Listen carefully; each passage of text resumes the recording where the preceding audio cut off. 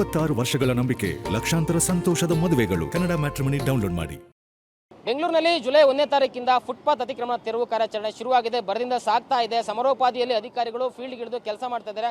But ಆದರೆ ಇದರ ಮಧ್ಯೆ ಬೀದಿ ಬದಿ ವ್ಯಾಪಾರಿಗಳ ಒಂದು ಜೀವನ ಕೂಡ ಬೀದಿಗೆ ಬಿದ್ದಿದೆ. ಈಗ ಪರ್ಯಾಯ ಅವಕಾಶ ಏನು, ಅವರಿಗೆ ಜಾಗ ಏನು ಅನ್ನೋದು ಕೂಡ ಈಗ ಪ್ರಶ್ನೆ ಆಗಿದೆ.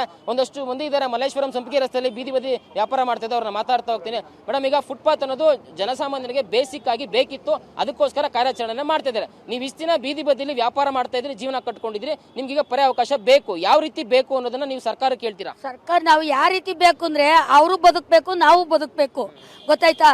ಪಾದಯಾತ್ರೆ ಓಡಾಡೋರಿ ಜಾಗ ಬಿಟ್ಟು ನಾವು ಇಷ್ಟಿಷ್ಟಾಗ್ಲ ಜಾಗ ನಮಗೆ ಸಾಕು, ನಮ್ಗೇನು ಊರಾಗ್ಲ ಬೇಡ. ಅವರೇ ಬೇಕಾದ್ರೆ ಊರಾಗ್ಲ ಓಡಾಡ್ಲಿ. ಯಾರು ಪಾದಯಾತ್ರೆ ಮಾಡ್ತಾರಲ್ಲ ಅವ್ರಿಗೊಂದು ಹಾಸಿಗೆ ಕೊಟ್ಬಿಡ್ರಿ ಬೇಕಾದ್ರೆ, ಅವರು ಕಾಲು ನೋಯ್ತಾವ ಅವ್ರಿಗೆ. ಮೇಡಮ್, ಈಗ ಏನಂದ್ರೆ ಫುಟ್ಪಾತ್ ದೊಡ್ಡದಾಗಿದ್ರೆ ಅವಕಾಶ ಮಾಡ್ಕೊಡ್ಬೋದು.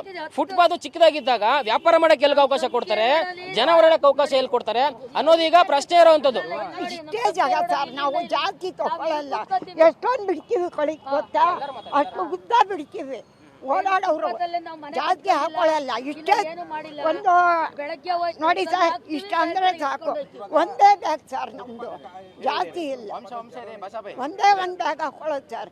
ಏನ್ ಇಷ್ಟು ಜಾಗ ಸರ್, ನಾವು ಕೂತ್ಕೊಳ್ತೀವಿ ಅಷ್ಟೇ. ಈಗ ಸರ್ ಇನ್ನೊಂದೇನಂದ್ರೆ ಎಲ್ಲಾದ್ರೂ ಮಾಡ್ಕೊಳ್ಳಿ, ಮುಖ್ಯ ರಸ್ತೆಯಲ್ಲಿ ಮಾಡಬೇಡಿ. ಮುಖ್ಯ ರಸ್ತೆಯಲ್ಲಿ ಮಾಡೋದಕ್ಕೆ ಅವಕಾಶ ಇಲ್ಲ ಅಂತ ಸ್ಪಷ್ಟವಾಗಿ ಹೇಳಿರೋದು. ಬೇರೆ ಕಡೆಗೆ ಏನಾದ್ರು ಅವಕಾಶ ಇದ್ರೆ ಮಾಡ್ಕೊಡ್ತೀರಿ ಅಂತ ಹೇಳಿದ್ದಾರೆ.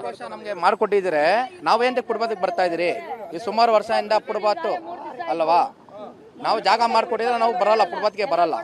ನಾವು ಇನ್ನೊಂದೇನಂದ್ರೆ ಬೆಳಗ್ಗೆ ಹಾಕಿದ್ರೆ ಸಾಯಂಕಾಲ ಎತ್ಕೊಂಡು ಹೋಗೋರು, ನಾವು ಪರ್ಮನೆಂಟ್ ಹಾಕಿ ಕುತ್ಕೊಳ್ಳೋರಲ್ಲ ನಾವು. ಸರ್, ಈಗ ಫುಟ್ಪಾತ್ ಆಯ್ತು, ಒಂದಷ್ಟು ನಾವು ಇಟ್ಕೊಂಡು ವ್ಯಾಪಾರ ಮಾಡ್ತೀರಿ ಅಂತ ಹೇಳ್ತಾರೆ. ಬಟ್ ಒಂದಷ್ಟು ಜನ ಅವ್ರ ಮುಂದಕ್ಕೆ ಬಂದ್ರು ಅಂತ ನಾನು ಅವ್ರ ಇನ್ನ ಮುಂದಕ್ಕೆ ಬರೋದು, ಅವ್ರಿಗೆ ಮುಂದಕ್ಕೆ ಬಂದ್ರು ಅಂತ ಇನ್ನ ಮುಂದಕ್ಕೆ ಬರೋದು, ಈ ರೀತಿ ಮಾಡಿನೇ ಬೆಂಗಳೂರಿನಲ್ಲಿ ಫುಟ್ಪಾತ್ ಪೂರ್ತಿ ಹೋಗಿರ್ತಕ್ಕಂಥದ್ದು. ಅದಕ್ಕಾಗಿನೇ ಕಾರ್ಯಾಚರಣೆನ ಮಾಡ್ತಾ ಇರ್ತಕ್ಕಂಥದ್ದು. ಸೊ ಏನ್ ಅನ್ಸುತ್ತೆ ಕಾರ್ಯಾಚರಣೆ? ಸರ್, ನೀವು ಮಾಡಿದ್ರೇನು ತಪ್ಪೇನಿಲ್ಲ. ಫಸ್ಟು ಅದು ಎತ್ತರ ಅಂತ ನಿಮಗೆ ಮಾಹಿತಿ ಇತ್ತಲ್ಲ, ಫಸ್ಟೇ ಬಂದು ಒಂದಿನ ಜೋನ್ ಮಾಡಿ ನಮ್ಗೆ ಒಂದು ಜಾಗ ಮಾಡಿಕೊಟ್ಟಿದ್ರೆ ನಾವು ಯಾಕೆ ಸರ್ ಫುಟ್ಪಾತಿಗೆ ರೋಡಿಗೆ ಬರ್ತೀವಿ? ನಮ್ಗೆ ಒಂದು ಕಡೆ ಜಾಗ ಮಾಡಿಕೊಟ್ಟು ನಾವು ಆರಾಮಾಗಿ ಕುತ್ಕೊಂತೀವಿ. ನಾವು ಫುಟ್ಪಾತ್ ಬೇಕು ಅಂತ ನಾವು ಯಾರಿಗೂ ಹೇಳಿಲ್ಲ ಸರ್. ಈಗ ಮಲ್ಲೇಶ್ವರಂ ಸಂಪಿಗೆ ರಸ್ತೆಯಲ್ಲಿ ಫುಟ್ಪಾತ್ ಇರೋದು ಚಿಕ್ಕದು, ದೊಡ್ಡದಾಗಿದ್ದಿದ್ರೆ ಅವಕಾಶ ಸಿಗ್ತಾ ಇತ್ತು. ಈಗ ಚಿಕ್ಕದಾಗಿರೋದ್ರಿಂದ ಅವಕಾಶ ಮಾಡಿಕೊಡೋದಕ್ಕೆ ಕಷ್ಟ ಆಗ್ತಾ ಇದೆ ಅಲ್ವಾ? ಈಗ ಫುಟ್ಪಾತ್ 12 ಅಡಿ ಜಾಗ ಇದೆ. 8 ಅಡಿ ಇದ್ರೆ ಫುಟ್ಪಾತ್ ಆಗ್ಬೋದು ಅಂತ ಗೌರ್ಮೆಂಟ್ ರೂಲ್ಸೇ ಇದೆ. 12 ಅಡಿ ಇದ್ರೆ ಏನು ಕಷ್ಟ ಆಗಲ್ಲ ನಮಗೆ. 12 ಅಡಿ ಫುಟ್ಪಾತ್ ಬೇಡ ನಮ್ಗೆ. 2.5 ಅಡಿ 3 ಅಡಿ ಜಾಗ ಕೊಡ್ಲಿ ಸಾಕು, ನಾವು ಅಷ್ಟಿಗೆ ಮಾಡ್ಕೊಂಡೈತಿ.